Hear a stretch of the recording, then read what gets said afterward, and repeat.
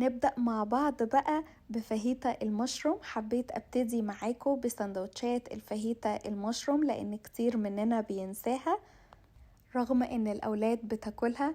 وتقدري تزودي الحشوة اللي انتي بتفضليها، ممكن تزودي فرايز، ممكن تحطي على العيش التورتي جبنة او كاتشب، جبنة صيامي طبعا. ودي تاني وصفة، الخضار المشكل في الفرن. وطبعا تقدري تعمليه بالخضار اللي انتي بتحبيه وبالتوابل اللي انتي بتحبيها، وتقدري تاكليها كده او بعيش، او ممكن تحطي معاها شوية رز. حلوة وسهلة وسريعة وصحية. مفيش اسهل برضو من المكرونة والتونة والزيتون. وصفة جميلة وحلوة قوي والكل بيحبها، وطبعا صحية وحلوة قوي للدايت. يعني مش هتزيدي كيلوات ولا حاجة في الاكلات اللي انا بقولها لك دي. تقدري تزودي عليها مايونيز لو انت عايزة. ده بقى والله مش بانيه خالص، ده قرنبيط. كل اللي مش بيحب القرنبيط هياكله بالوصفة دي، بوصفة الثوم والخلطة اللي عليه، بصوص الباربيكيو، بالكاتشب، بالمايونيز الصيامي. تاكليه جنب اكل، تاكليه كده في سندوتشات، فهو حلو قوي. كمان الجلاش بفول الصويا والزيتون، او مثلا بالفلفل لو انتي مالكيش في الزيتون. حلو قوي وتقريبا مفيش اتنين بيختلفوا عليه. نيجي بقى للوصفة اللي بعد كده. طبعا مفيش احلى ولا اهدى من البرنس ده.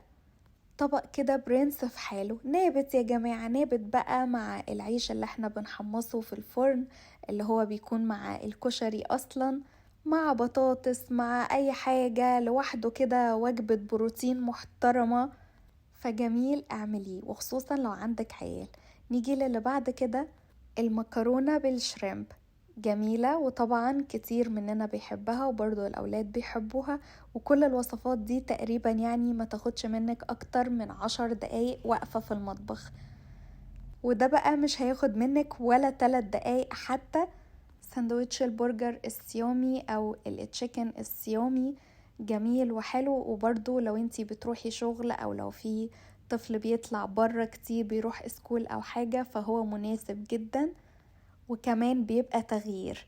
وده بقى التغيير كله كريب. انا عارفة ان العيش بتاعه متعب شوية وبياخد شوية وقت، بس يعني الوقت بتاعه شوية صغننين مش كتير، بس هو حلو وتغيير. الكريب الصيامي جميل، وبرضه تغيير بقى عن الطبيخ الصيامي وعن البطاطس والفول، حاجة تغيير. ودي كفتة العدس، فاللي مش بيحب العدس العادي او شوربة العدس فهو هيقدر ياكل الكفتة دي، لان هي طعمها حلو قوي ومقبول وبرضه تغيير. يعني انا بحاول اعيشك في مود حلو كده، وما تشيليش هم حاجة طول ما انتي معايا. اهو في اكتر من كده تاني دلع. ودي بقى سندوتشات شاورما صيامي. والناس اللي ما تعرفش العيش السوري بيتجاب منين من امريكا، فانا كنت نزلت فيديو قبل كده وقلت العيش السوري بنلاقيه فين، فتقدري ترجعي للفيديو. وطبعا بالمشروم بتبقى حلوة قوي. وده غني عن التعريف، طاجن البيوري. وبرضو بالحشوة اللي انتي بتحبيها، بالمشروم، بفول الصويا، بالاتنين مع بعض، بخضار، براحتك يعني براحتك. المهم ان انتي ما تعديش الصيام غير لما تعملي بيوري. ولو مش بتحبيها فما تنسيش بقى تعملي طاجن بطاطس كده في الفرن حلو. والله لو هتحطي عليه بقى شرايح فلفل مع السلطة مع الرز اللي بالشعرية، ياه انا جوعت. اكل الصيام كله جميل، احنا بس اللي احيانا دماغنا بتبقى واقفة. سمبوسة بقى بالخضار، سمبوسة بالمشروم، سمبوسة بفول الصويا، بالحشوة اللي انتي بتفضليها، مع كاتشب، مع اي اكل تاني، او حتى لو هتعمليها كده يعني. ونيجي بقى للوصفة اللي بعد كده.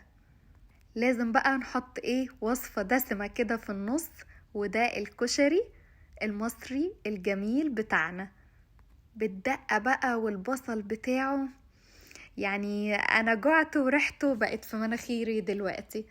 فاعملي كشري وما تكسليش، ولو عملتي كشري ما تنسيش تديني طبق. ولو ما عملتيش كشري فخلاص يا ستي مش هبخل عليكي، وهقولك على الوصفة اللي بعد كده، الحواوشي الصيامي. جميل. بتحطي عليه البصل بتاعك وبتحطي عليه الفلفل، وفول الصويا بيكون طعمه حلو قوي مع بطاطس وطحينة، مش بيكون في فرق. صدقوني الصيامي بيكون احلى من الفطاري كمان. وبرضو هنريح نفسنا كده، ويوم هنشتري بيتزا خضار من بره. ولو انتي عايزة تعمليها في البيت براحتك، لو انتي حابة تجيبي التعب لنفسك براحتك، مش هقولك لأ، بس لو هتعمليها في البيت اعملي الميني بقى، بيكون شكلها ايه احسن والأولاد بياكلوها اكتر.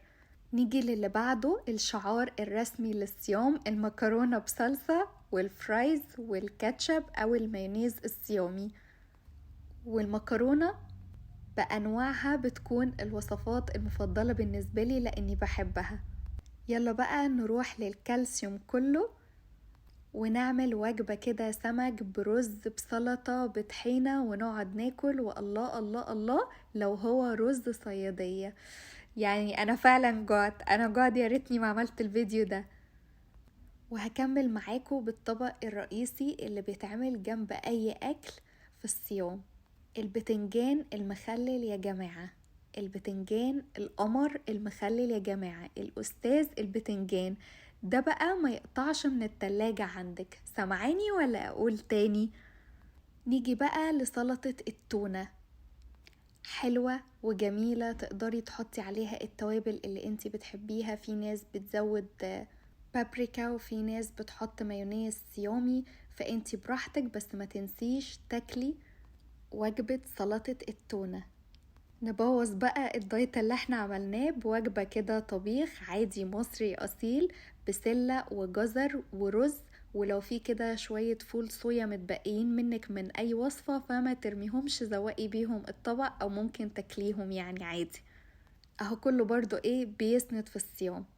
اللي بعده ملوخية بالجمبري ورز بشعرية وسلطة. يعني لو انتي خلاص بقى ايه الكرم واخد وعاطي فيكي، فهتعملي للجماعة شوية سلطة بس. وجبة سهلة وخفيفة وسريعة، وأسرع من كده مفيش، وبرضو ألذ من كده مفيش. زي ما قلتلكم من شوية، بس ده سوري اتكرر في المونتاج. التشيكن الصيامي في ناس بتعرف تعملها في البيت، يعني الكلام ده للناس الشاطرين مش ليه انا خالص. وفي ناس زي حالاتي كده بتفضل تشتريها من بره كساندوتشات، بيبقى طعمها حلو، وبرضو بتعملي بقى الساندوتش بمزاجك. يلا بينا ناخد شوية كالسيوم تاني، ونعمل سمك مشوي بالطحينة بقى، ونحط عليها كده شوية حمص ونزينها بقى، ونحط لها التوابل المظبوطة مع رز وسلطة، ونقعد ناكل أكلة سمك محترمة. اتعبي شوية مش مشكلة، ده التعب كله اهو جه. وهتتعبي برضو تاني وتاني وتاني، وتعملي حلة محشي، بس ايه بقى، تعملي حسابك في ان التعب ده يقضي معاكي يومين، علشان ما تحسيش ان تعبك خلص في يوم واحد. فاديني وفرت عليكي تاني يوم هناكل ايه. ده بقى الساندوتش المنجز بالنسبة لي على الاطلاق، ساندوتش سمك فلي مقلي او سلمون بعيش فينو بفرايز. بس كده يعني، لو هتحطي نقطتين ليمون انت كده عاملة الواجب مع نفسك. سمك مقلي برضو حلو قوي، برضو براحتك بقى، شوفي يعني انتي هتاكليه ازاي. انا بحبه مع رز.